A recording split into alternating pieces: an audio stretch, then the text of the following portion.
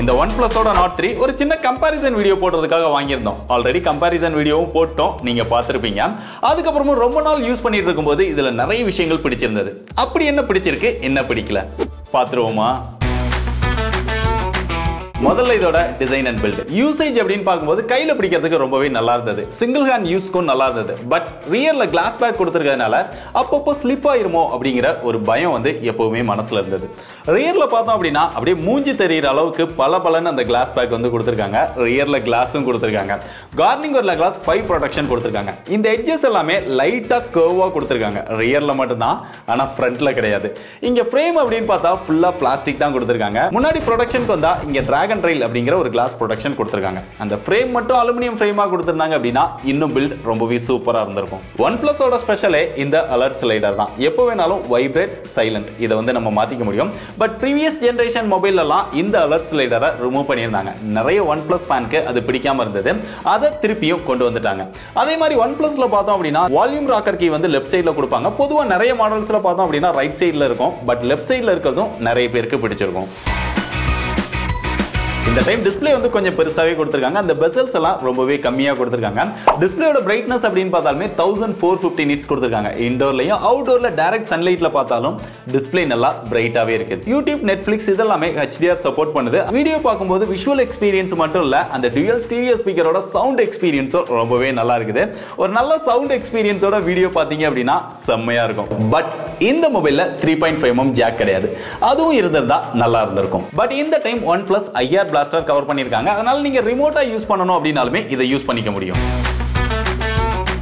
இங்க பெர்ஃபார்மன்ஸ்க்காக MediaTek Dimensity 9000 அப்படிங்கிற கொஞ்சம் ஓல்டான ஒரு ப்ராசஸர் கொடுத்திருக்காங்க. RAM வேரியன்ட் அப்படின்னு பார்த்தா 8GB RAM ல ஒன்னு இருக்கு, 16GB RAM ல ஒன்னு இருக்குது.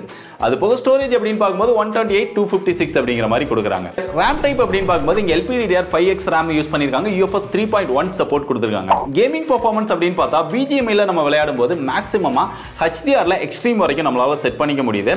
நீங்க ஹெவியா கேம் ப்ளே பண்ணாலுமே நல்ல ஸ்மூத்தா நம்மளால கேம் ப்ளே பண்ண முடியுது. இதுவுமே ஓரளவு நல்ல பெர்ஃபார்மன்ஸ் கொடுக்கக்கூடிய ப்ராசஸர் தான். ஆண்ட்ராய்டு ஸ்கோர் அப்படின்னு பார்த்தா 9 லட்சத்துக்கு மேல வருது.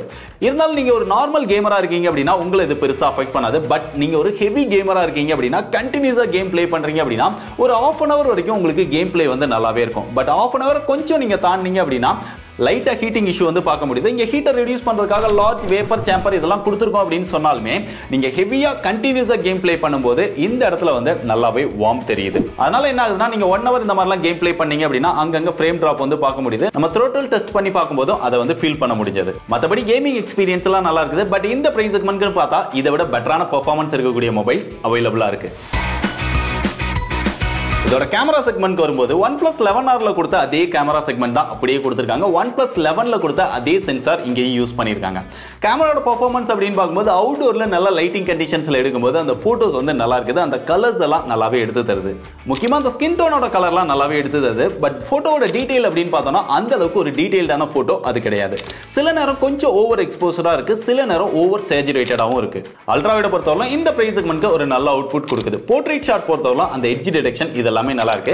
மேக்ரோ பொறுத்தவரை அந்த ஃபோக்கஸ் வந்து இன்கன்சிஸ்டன்ட்டா இருக்குது. அப்படியே இன்டோருக்கு வந்தா லோ லைட் பெர்ஃபார்மன்ஸ் எல்லாம் ஓரளவு ஓகே பரவாயில்லாம இருக்கு. செல்ஃபிக்கு வந்தோம் அப்படின்னா செல்ஃபிலுமே அந்த கலர்ஸ் எல்லாம் நல்லாவே எடுத்து தருது. ஸ்கின் டோன் நல்லா இருக்கு. சேச்சுரேஷன் இதெல்லாமே பெர்ஃபெக்ட்டா இருக்கு. செல்ஃபி கேமரா வந்து ரொம்பவே பெர்ஃபெக்ட்டா ஒர்க் பண்ணுது.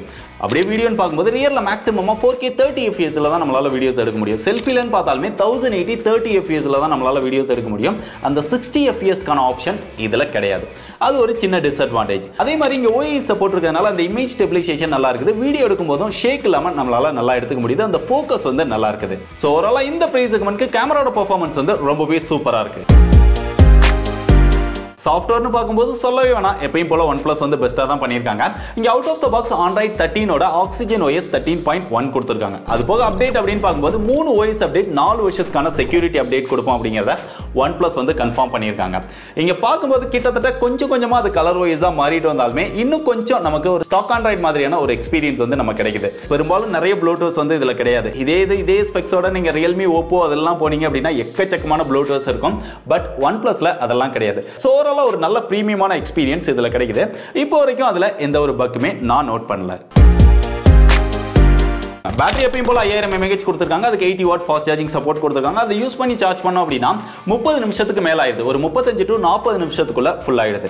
பேட்டரி வந்து நீங்க நார்மலா யூஸ் பண்றீங்க அப்படினா உங்களுக்கு 2 நாளைக்கு தாராளமா பேட்டரி லைஃப் வரும். கொஞ்சம் ஹெவியா அதிகமா வீடியோ பார்க்கிறது, வாட்ஸ்அப் யூஸ் பண்றது, அடிக்கடி கால் பேசுறது இந்த மாதிரியான விஷயங்கள்லாம் நீங்க யூஸ் பண்றீங்க அப்படினா 1 ல இருந்து 1.5 நாள் வரைக்கும் உங்களுக்கு பேட்டரி லைஃப் வருது. இல்ல நீங்க ஹெவி கேமரா இருக்கீங்க அப்படினா கண்டினியூஸா கேம் ப்ளே பண்றீங்க, அதிகமா வீடியோஸ் பார்க்கறீங்க அப்படினா இந்த மாதிரிலாம் நீங்க யூஸ் பண்ணீங்க அப்படினா காலையில சார்ஜ் போட்டீங்க அப்படினா நைட் வந்து உங்களுக்கு பேட்டரி ட்ரைன் ஆயிடும். இது ஓரளவு ஓகே, பெருசா குறை சொல்ல முடியாது. கடைசியா அதை வாங்கலாமா வேண்டாமா அப்படின்னு கேட்டீங்கன்னா, நீங்க ஒரு ஹெவியான கேமர்ஸ் கிடையாது, கண்டினியூஸா கேம் ப்ளே பண்ண மாட்டீங்க அப்படின்னா மற்ற விஷயங்கள் நான் சொன்னதெல்லாம் உங்களுக்கு ஓகேவா இருந்தது அப்படின்னா தாராளமா இந்த மொபைலை கன்சிடர் பண்ணலாம். பெஸ்ட் பை லிங்க் டிஸ்கிரிப்ஷன்ல கொடுத்துருக்கேன், தேவைப்படுறவங்க செக் பண்ணி பாருங்க. இதை தவிர்த்து உங்களுக்கு வேற ஏதாவது டவுட் இருந்தாலும் கமெண்ட்ஸ்ல கேளுங்க, என்னால முடிஞ்ச வரைக்கும் ஆன்சர் பண்றதுக்கு முயற்சி பண்றேன்.